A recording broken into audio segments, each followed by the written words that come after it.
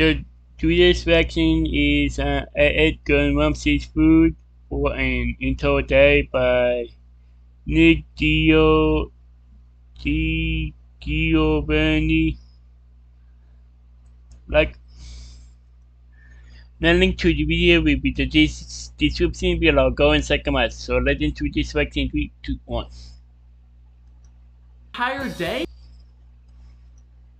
Only eat Gordon Ramsay's food for an entire day? Strange request, but I'm down. Let's do it. But first, if you didn't know, we're painting on Gordon. So if you're watching right now and not a subscriber, go hit that button below. Now, there are a few options for the task. The first is, I somehow convinced Gordon to be my private chef for the day. Considering he's probably the most famous chef in the world, that's not gonna happen. But it turns out he has quite a few restaurants in Las Vegas. Hell's Kitchen, ever heard of it? But I have one problem. My cameraman Manny isn't allowed in Vegas after being caught counting cards on multiple occasions. Hopefully that won't be an issue, because we're going anyways. We've arrived at Caesar's Palace, but Manny and I want to do a grand entrance.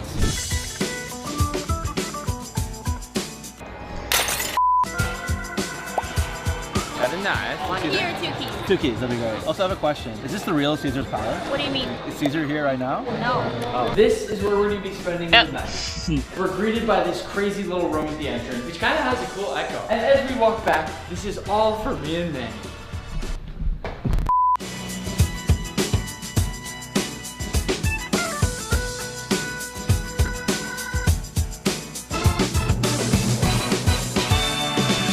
I mean, this place is just insane. What the f are you doing? Wait a second. I don't know what the f just happened. It's time for bed. We'll see you in the morning for a lot of food. Manny, look at this button I'm about to press. Dangerous. Manny, it's Caesar. Did he invent the Caesar salad? The first restaurant we're hitting for breakfast is Gordon Ramsay Burger. Zane here, I guess we could call you our handler for the day, because Manny's been acting up. It became quickly clear to me that Gordon Ramsay Burger just basically had a bunch of fancy hamburgers. And I'm definitely not complaining. They also let me work the grill in the back for a little bit. If this was secretly a test by Gordon, I'm pretty sure I nailed it. So we are here at breakfast. I guess you could kind of call it a lunch, because it's about 10:30 in the morning, and we are going to be eating the entire day. First up, we have this scramble sandwich, which basically looks to be Gordon's famous scrambled egg. There we are, the perfect scrambled egg. Nestled in some buttery brioche bun. Manny, that is really good. Over here we have these bacon bit tater tots. Yummy. And then something that I am very excited for personally. Is sticky toffee pudding French toast, which I'm gonna dip in both. Oh man, that is good. Take a bite of that. Oh. Now we have our breakfast drink because of course we're gonna have a lot of cocktails today. And this is called the Oh Bloody Hell. Bloody hell. Manny, I think we might see Tipsy Nick today. After trying everything, it was time to let Manny have at it. I told him to pace himself for the day, but he didn't really listen. We're gonna have to roll Manny out in a wheelchair. I can't drive there. The wedding starts in 3.5 hours.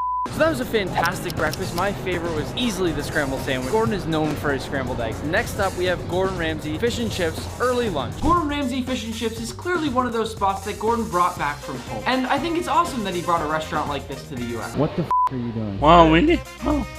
So first up we have this lobster fish and chips, and I will say it smells fantastic. I'm gonna give it a nice squeeze of lemon, then dip it into, oh shoot.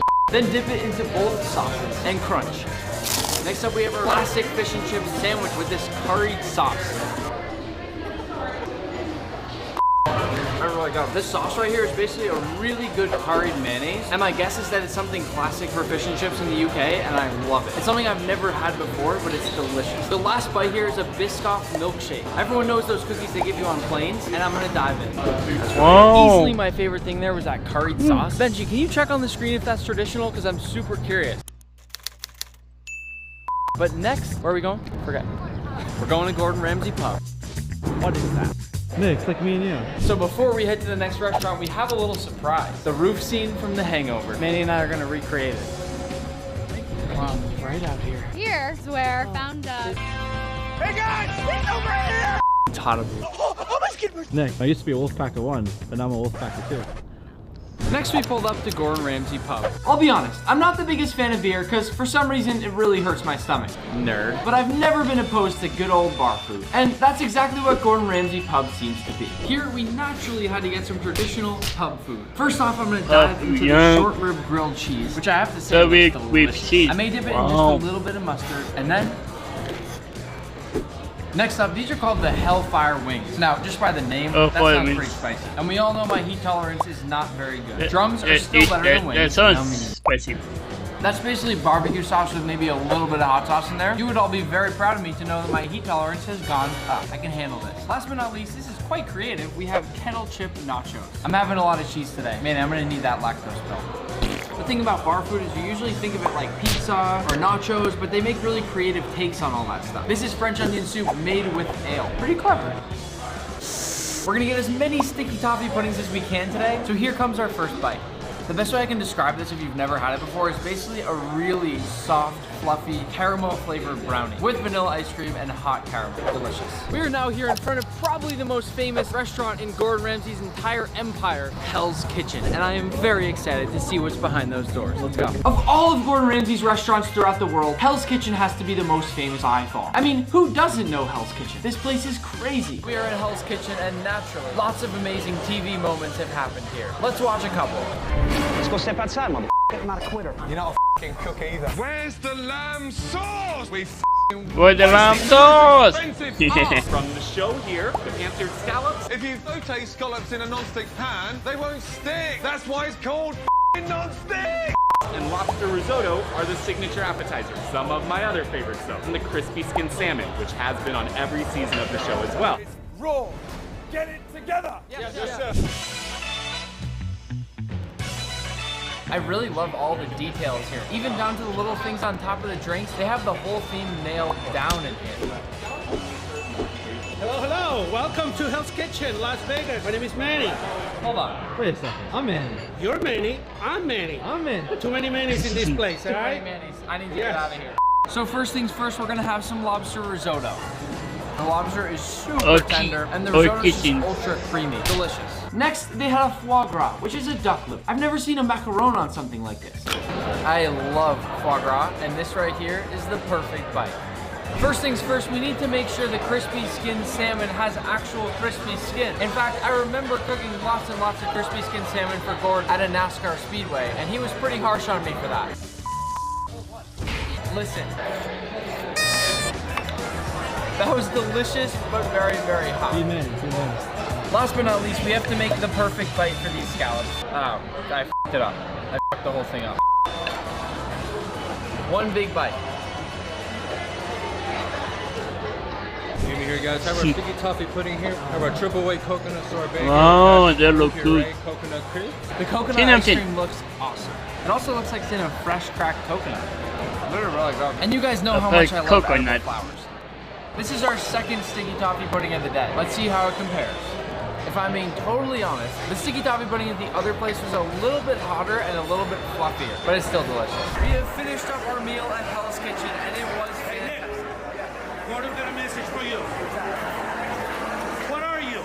An idiot sandwich. What are you? An idiot sandwich. Our experience at Hell's Kitchen was awesome, but we're headed to the final meal of the evening. It's dinner time, and we get to try the beef Wellington at Gordon Ramsay Steak. Once we finally reached our last stop at Gordon Ramsay Steak, we went through this cool tunnel that represented the channel. I loved all the decorations throughout the restaurant. It was very Gordon inspired. And we even got a quick tour through the kitchen. I'm always surprised when people got Manny in the kitchen. He's such a liability. We are finally here at dinner at our last restaurant of the day, and that right there on the wall, that beef Wellington is a preview of what's to come tonight. For the start of dinner, we have the farmer's market salad. Then we have one of my all-time favorites, the foie gras, which we also tasted earlier, but this one is totally different. And I always like to say you have to get the well-rounded bite with a little bit of everything on the plate. Foie gras is just so incredibly rich, fatty, and it's always great when it's cut with something acidic like orange, because oftentimes acidity and fat go super, super well together. They balance each other out, just like me and Manny. So here we have our large shellfish platter for you this evening. I love myself a good f***ing seafood platter. I'm gonna try a little bit of everything. First, I'm gonna try this big f***ing piece of king crab. Looks nice and fresh. Oh, look at this f***ing shrimp. Oh, that's f***ing good. Manny's living large today. Let's do some f***ing oysters. Look at this f***ing lemon. Put a little lemon in here. This is good. All right, check this out. We got a little bit of like hot sauce right here. I'm gonna put some of this on an oyster. Oh, What are you doing? You're fired. Get out.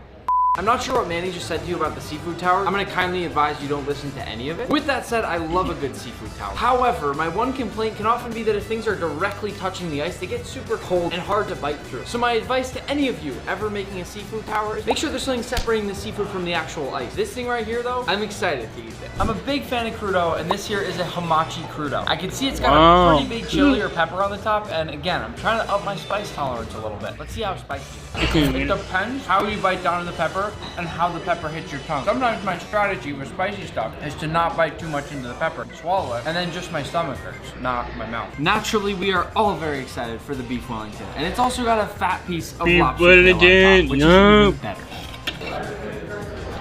I feel like there's a little bit of black truffle on the top of that, and frankly, having that lobster and the beef Wellington together is super decadent. I'm gonna rate this beef Wellington over the beef Wellington that we had at Ramsay's Kitchen back in Boston, when Gordon challenged me to bring it on. Bring it on, big boy. Next up, we got our tomahawk, and I can smell from this thing that it's dry aged. They've dry aged this for about a month, and the entire flavor profile and smell of the whole thing changes based on that. I'm gonna eat this tomahawk the best way you can eat any tomahawk, right off the bone. Well, the bone. And you want a bite? Yeah, that's really good. Before our final dish, our final dessert of the day, the sticky toffee pudding for the third time in a row, let's have a little bit of that smoky chipotle mac and cheese. Because this is our third and final sticky toffee pudding of the day, they're gonna let me do the honors and pour on that beautiful sauce. Oh, look at that. And this is brown butter ice cream in the shape of a stick of butter. We'll go ahead and we'll place that right on top. Beautiful. And then a little bit more of that sauce. Perfect. The final bite of the day. I don't even know how many dishes we've had today, but I'm sure we can put a count right on the bottom of the screen. The sticky toffee pudding. We've had 3 today, so I'm also really just curious to see which one wins. I think on both taste and presentation, we have to give this one the win. Especially with that stick of butter that's in the flavor of brown butter ice cream. Brown butter is probably one of my favorite things out there. It's time for Manny to try a bite. Honestly, that's the best bite of the day. Hello? Are you Manny? I got a tip from the guy upstairs. You've been counting cards. You gotta go. You're out of here. I'll see you later.